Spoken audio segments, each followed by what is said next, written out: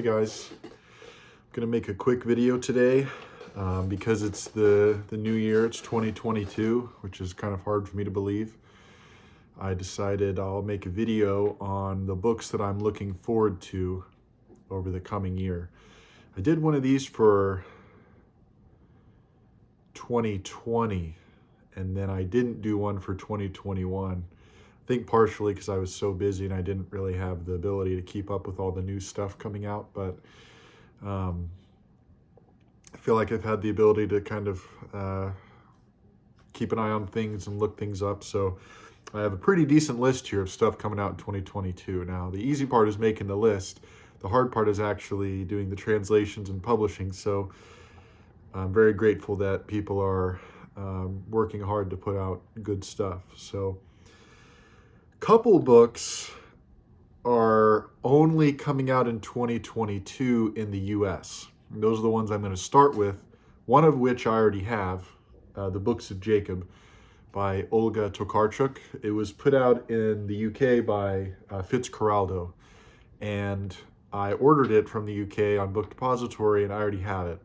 In the US, it's coming out in February by Riverhead Books, and that one's translated by Jennifer Croft. I'm going to try to get better at putting the translators' names in there because, yeah, translating is definitely not easy, especially it's underappreciated, I think. So, yeah, but Jennifer Croft, Books of Jacob, Riverhead Books, and I'm going to put a list. I wrote out myself a little list here just so I could remember it, but I'm going to put this whole list in the description, so in case you want to find out who put any of these out or if you're interested in them. Also, another one that's already out in the UK that I ordered but hasn't gotten to me yet is a biography of John von Neumann, which we were really missing in English. I don't know if there's a better one in German or something, but really the only good one that I found is it's like a partial biography. It's about John von Neumann and the history of modern computing. And that one was put out by UT Press, actually, University of Texas Press. And I have that one and I read it, and it's fascinating, but it talks about the first like 25 years of his life in about 20 to 30 pages. And then the rest, which is fascinating, but the rest is mostly his history, mathematics, and how his interest in mathematics led into his interest in computing, the Manhattan Project, but mostly looking at like ENIAC and the early computing systems. So still fascinating, but he's such an expansive guy, you feel like you're kind of missing out on something if you only hear about part of his interests. So that one's also coming out in February. That one's by Norton. The author's name is Bhattacharya. So those two are technically already out, but they're not really out for the US. I don't know why they do it later in the US. The only thing I was thinking is because they have to print more copies maybe for the US because there's a larger population, but couldn't they just do it all at once? That's what I was thinking too. So I don't know, maybe some weird copyright stuff. If anyone has any idea why they put out stuff later in the US, let me know, because it seems to be pretty regular that quite a few books get put out in the UK first. Well, anyway, okay, so those, if you're sticking to the US publication date, February. I don't have anything for January.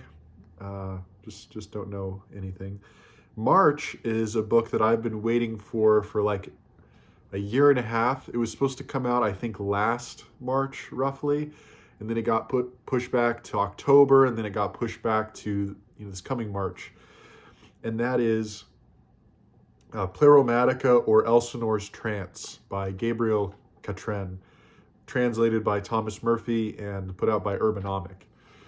So this one is a philosophy book that seems pretty fascinating to me. I would recommend looking into it if you think it sounds like an interesting book, because I'm probably not going to do it justice just by my short description. But what he seems to be doing is trying to, there's this separation in philosophy where you have this, continental philosophers, at least in Western philosophy, continental philosophy and then analytic philosophy, right?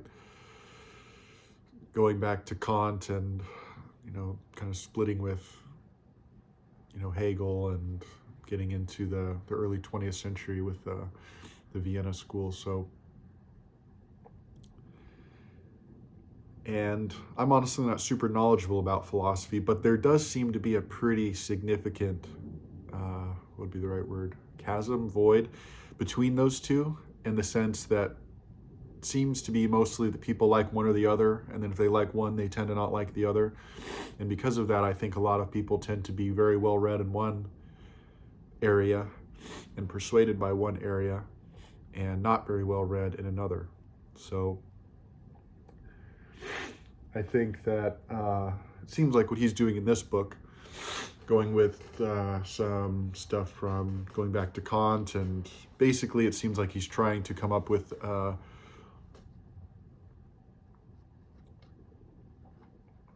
like a restoration of a view of the world that is justifiable in and of itself and doesn't just take care of a partial perspective. Another thing that I think is interesting is because he is educated in physics and then interested in philosophy too. And also the translator is pretty neat, Thomas Murphy. I just found out about him recently, but I've been following him on Twitter and seems like a pretty neat guy. So that one is in March. And then, pardon my sniffling, my nose is running quite a lot, and allergies. I've taken all this medicine, and it's just the way it is. So next one, bit of a gap. I don't know anything else really coming out in the summer, but then one thing I'm really looking forward to is a reprinting by Dalkey, the newly revived Dalkey Archive Press. They're going to be putting out an essential series, I think is what they call it, and one of them coming out in August is Miss Macintosh, My Darling, which, if you're like me, you've been looking for it for a little while, and it's been pretty expensive. And for me personally, whenever I read a passage, it's never like, it's not like the sort of book that you will spend that $50 on to get your hands on, or the $100, maybe something like, Darkenville's Cat might fit into that category for some people. For me, it did. Several other books, but anyway, you don't have to spend that much anymore. It'll be, I think, like $28 for the whole book. So that one's really interesting. And I think Leaf by Leaf is planning to do a video about that, so that'll be cool. October is the translation of Solenoid by Mircea Cartarescu, translated by Sean Cotter, the resident expert in Romanian translation. And that one I just think sounds fascinating. Andre from the Untranslated put out a review of it, and ever since then I've been interested in reading it. I don't read Romanian. I do read Spanish, but I figured I'd wait until the English one comes out, whenever I found out that the English one comes out, because I know much better, English, obviously.